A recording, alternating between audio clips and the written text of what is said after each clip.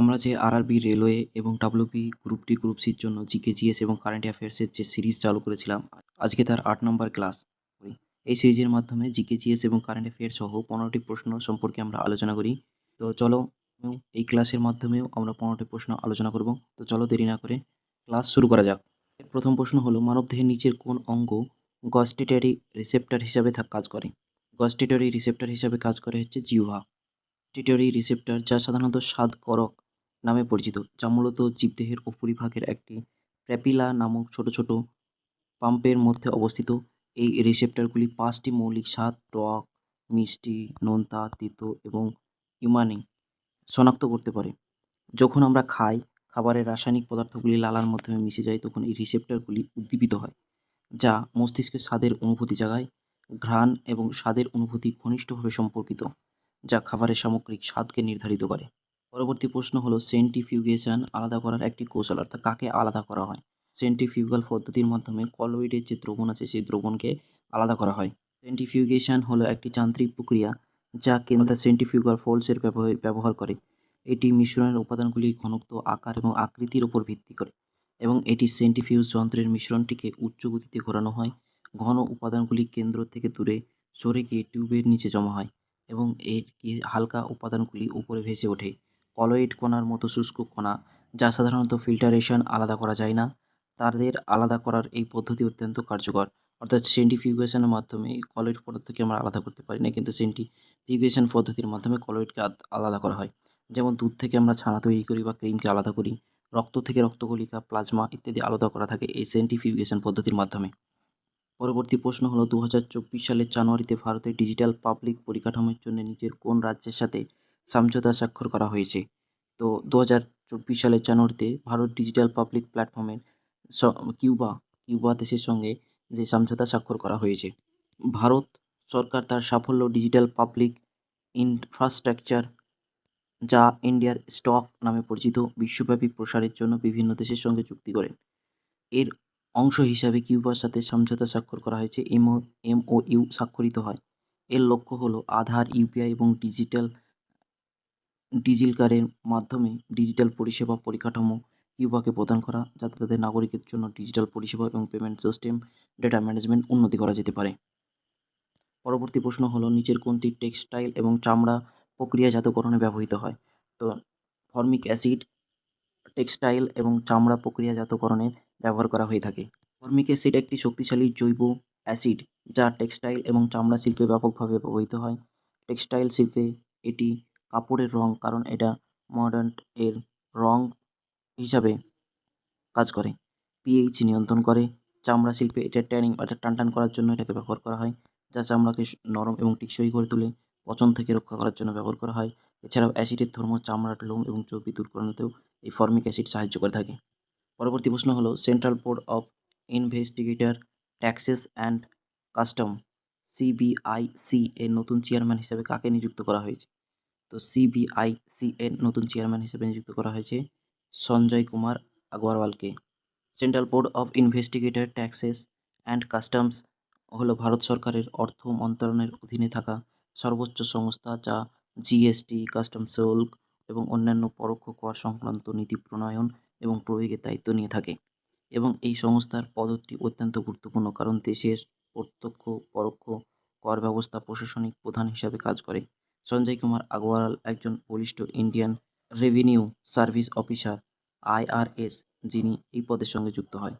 পরবর্তী প্রশ্ন হলো, an uncommon love, the early life of Sidhu and Narayan মূর্তি, এই গ্রন্থটির লেখককে? তো the uncommon love, the early life of Sidhu and Narayan মূর্তির বইটি লিখেছিলেন চিত্রা ব্যানার্জি দেবাকারুণী। ইনফোসিসের প্রতিষ্ঠায় নারায়ণ মূর্তি তার স্ত্রী লেখা এবং সমাজসেবী সুধা মূর্তির প্রাথমিক জীবনের উপর ভিত্তি করে লেখা। এবং লেখিকা চিত্রা ব্যানার্জি দেবাকারুণী তার পরিচয়, প্রেম, বিবাহ এবং ইনফোসিস প্রতিষ্ঠার কঠিন সংগ্রামের দিনগুলির একটি অন্তরঙ্গ চিত্র তুলে ধরেছে। বইটি দেখায় কীভাবে তাদের পারস্পরিক বোঝাপড়া, সমঝোতা, সমর্থন এবং বিশ্বের প্রযুক্তি সংস্থা তৈরি করতে সহায়তা করেছে। পরবর্তী প্রশ্ন হলো, যে বিজ্ঞানের যে শাখায় মৃত্তিকা পরিচালনা এবং ফসলের চক্র, আগাছা, কীটনাশক নিয়ন্ত্রণ, জলবায়ুর অধ্যয়ন এবং চা ফসলের বৃদ্ধি এবং খাদ্য উৎপাদনে গুরুত্বপূর্ণ ভূমিকা পালন করে তাকে কি বলা হয়? তাকে বলা হয় অ্যাগ্রোনমি। অ্যাগ্রোনমি বা কৃষিবিদ্যা হলো কৃষি বিজ্ঞানের একটি শাখা যা খাদ্য, জ্বালানি, আঁশের জন্য উৎপন্ন উদ্ভিদ এবং ব্যবহারের বিজ্ঞান, প্রযুক্তি এবং নিয়ে আলোচনা। এটি মৃত্তিকা বিজ্ঞান, উদ্ভিদ প্রজনন, আবহাওয়াবিদ্যা এবং কীটপতঙ্গ নিয়ন্ত্রণের মধ্যে বিভিন্ন ক্ষেত্রে জ্ঞানকে একত্রিত করে। এর মূল লক্ষ্য হলো পরিবেশের উপর বিরূপ প্রভাব না ফেলে টেকসই উপায়ে ফসলের উৎপাদন বৃদ্ধি করা এবং জমির উর্বরতা শক্তি বৃদ্ধি করা। পরবর্তী প্রশ্ন হলো কোন দেশ 2027 সালে বিশ্বের টেস্ট চ্যাম্পিয়নশিপের ফাইনাল আয়োজিত করবে? তো 2027 সালে টেস্ট চ্যাম্পিয়নশিপের ফাইনাল আয়োজিত করবে ইংল্যান্ড। আন্তর্জাতিক ক্রিকেট কাউন্সিল আইসিসি ইংল্যান্ডকে একটি নিরপেক্ষ এবং উপযুক্ত ভেন্যু হিসাবে বিবেচনা করে। বিশেষ করে জুন মাসের আবহাওয়ায় টেস্ট ক্রিকেটের জন্য অনুকূল পরিবেশ থাকা দরকার। এর আগে 2011, 2013, 2025 সালে বিশ্ব টেস্ট চ্যাম্পিয়নশিপের ফাইনালেও ইংল্যান্ড অনুষ্ঠিত হয়েছে এবং 2027 সালের এর ফাইনাল আয়োজনের মাধ্যমে ইংল্যান্ড টানা চতুর্থবার এই মর্যাদাপূর্ণ ম্যাচের আয়োজন করবে। পরবর্তী প্রশ্ন হলো কোন ঘটনার ভিত্তিতে জেট প্লেন ইঞ্জিন কাজ করে? তো জেট প্লেনের যে ইঞ্জিন সেই ইঞ্জিন কাজ করে রৈখিক ভরবেগের সংরক্ষণ সূত্র অনুযায়ী। জেট প্লেন নিউটনের তৃতীয় গতিসূত্রর ওপর ভিত্তি করে কাজ করে যা রৈখিক ভরবেগের সংরক্ষণের একটি বাস্তব উদাহরণ। ইঞ্জিনটি বাতাসকে সামনের দিকে ঠেলে দেয় এবং কম্প্রেসার দিয়ে সংকুচিত হয়, তারপর জ্বালানির সাথে মিশে জ্বালায়। এর ফলে উৎপন্ন গরম প্রচণ্ড গতিতে ইঞ্জিনের পেছন দিক থেকে বেরিয়ে আসে। এই গ্যাস নির্গমন প্রক্রিয়া হিসাবে একটি সমান এবং বিপরীতমুখী থ্রাস্ট তৈরি করে যা বিমানকে সামনের দিকে ঠেলে নিয়ে যায়। পরবর্তী প্রশ্ন হলো শরীরের সকল অঙ্গ-প্রত্যঙ্গ থেকে অক্সিজেনহীন রক্ত কোন শিরার মধ্যে দিয়ে হৃৎপিণ্ডে প্রবেশ করে? তো শরীরের সমস্ত অঙ্গ-প্রত্যঙ্গের রক্ত মহাশিরার মাধ্যমে হৃৎপিণ্ডে প্রবেশ করে থাকে। মহাশিরা বা ভেনা কাভা হলো শরীরের বৃহত্তম শিরা যা দুটি অংশ বিভক্ত। এটা হচ্ছে ঊর্ধ্ব মহাশিরা, যেমন মাথা, ঘাড়, হাত সহ শরীরের উপরের অংশ থেকে অক্সিজেনবিহীন রক্ত সংগ্রহ করে। অন্যদিকে হচ্ছে নিম্ন মহাশিরা যা পা, পেট এবং শরীরের নিচের অংশ থেকে রক্ত সংগ্রহ করে। এই দুটি মহাশিরা রক্তকে হৃৎপিণ্ডের ডান অলিন্দে পৌঁছে দেয় এবং সেখান থেকে রক্ত পরিশোধনের ফলে আবার পুনরায় ফুসফুসে পাঠানো হয়। পরবর্তী প্রশ্ন হলো পারমাণবিক সংখ্যা বলতে কী বোঝায়? তো পারমাণবিক সংখ্যা বলতে শুধুমাত্র প্রোটন সংখ্যাকেই বোঝায়।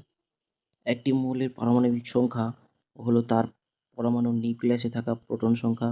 যদি এটি মৌলের পরিচয় নির্ধারণ করে 6টি প্রোটন থাকা মানে সেটি কার্বন। আর নিরপেক্ষ পরমাণুতে প্রোটন সংখ্যা ইলেকট্রন সংখ্যার সমান হয়। পারমাণবিক সংখ্যাকে ভর সংখ্যা অর্থাৎ প্রোটন ইলেকট্রন একসাথে গুলিয়ে ফেলা উচিত নয়। পারমাণবিক সংখ্যাকে প্রোটন আর নিউট্রনের সংখ্যার যে যোগ বা ভর সংখ্যাকে বোঝানো হয়। পরবর্তী প্রশ্ন হলো মৌর্য সাম্রাজ্যের প্রতিষ্ঠাতা করেন কে? তো মৌর্য সাম্রাজ্যের প্রতিষ্ঠাতা করেন হচ্ছে চন্দ্রগুপ্ত মৌর্য। খ্রিস্টপূর্ব 322 অব্দে আচার্য চাণক্য বা কৌটল্য সহায়তায় চন্দ্রগুপ্ত মৌর্য মগধের নন্দবংশের অত্যাচারী শাসক ধনানন্দকে পরাজিত করেন পাটলিপুত্রে মৌর্য সাম্রাজ্যের প্রতিষ্ঠাতা করেন।